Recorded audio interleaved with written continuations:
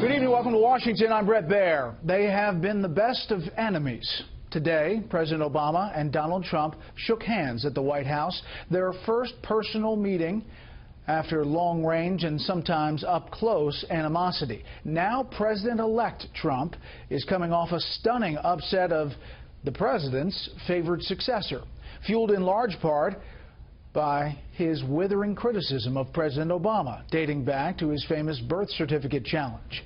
President Obama has fueled the fire with campaign trail vitriol against Trump, almost unprecedented from a sitting leader, as well as one very public dressing down at a White House Correspondents' Dinner 5 years ago.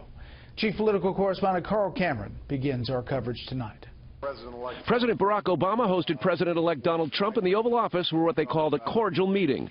Most of all, I want to emphasize to you, Mr. President-elect, that we now are going to want to do everything we can to help you succeed, because if you succeed, then the country succeeds. So we had never met each other. I have great respect.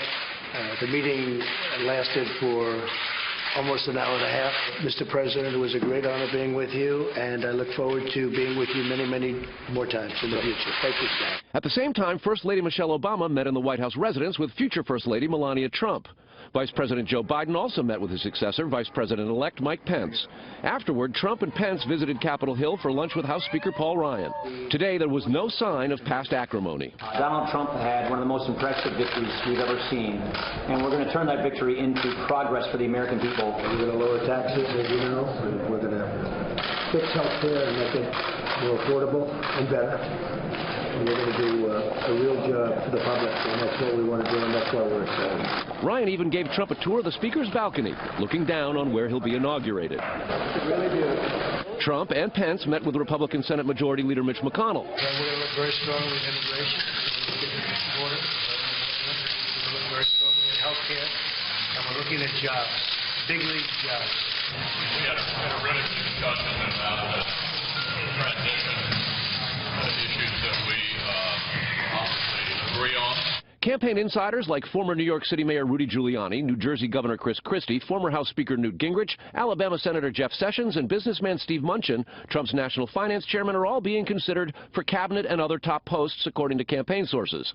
Under consideration for possible White House positions are campaign manager Kellyanne Conway, Chairman Steve Bannon, Chief Policy Advisor Steve Miller, Communications Director Jason Miller, along with Republican National Committee Chairman Reince Priebus and RNC strategist Sean Spicer.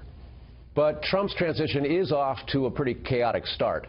He barely took part during the race, and half the transition staff was retasked to campaign organizing several weeks ago because they thought they were going to lose.